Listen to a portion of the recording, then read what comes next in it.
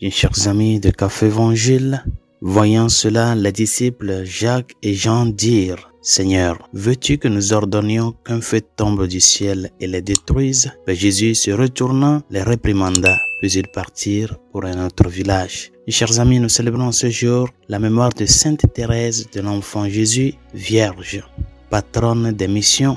Bien qu'elle n'ait jamais sorti de son cloître, elle a tellement désiré faire de sa vie un oblat missionnaire.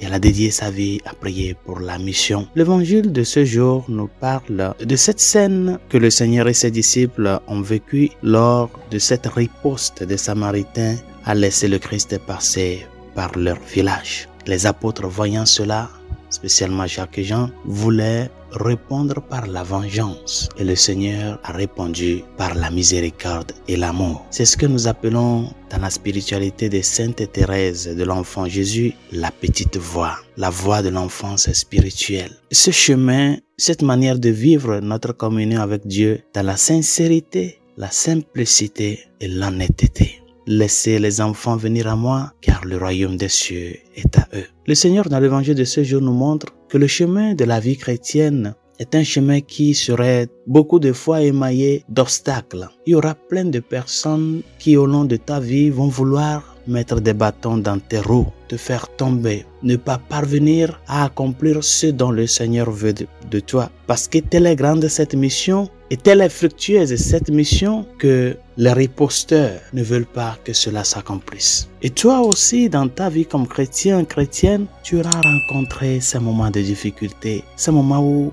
des personnes t'accusent de ta fidélité au Christ. Des personnes t'accusent de ta posture. Des personnes qui t'accusent de que tu ne veux pas fléchir. Tu ne veux pas mettre de l'eau dans ton vin. Tu ne veux pas diluer ta foi.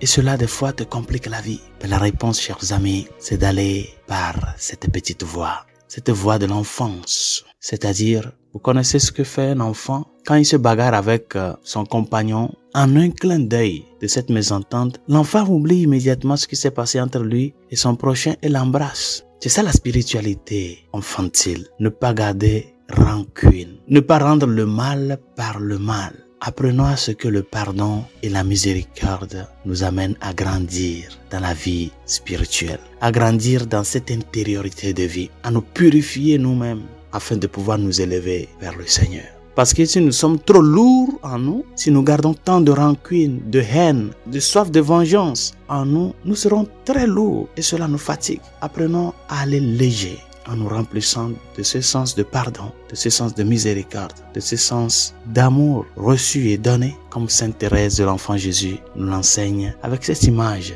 de l'enfance spirituelle. Apprendre à oublier le mal que l'homme a fait et faire le pas de la réconciliation. Ne soyons pas comme Jacques et Jean qui veulent répondre avec le mal. Répondons avec le bien, parce que le bien en tout et pour tout est plus fort que le mal et c'est lui qui toujours gagne la victoire. Que Sainte Thérèse de l'Enfant Jésus intercède pour nous. Bonne journée, Dieu vous bénisse.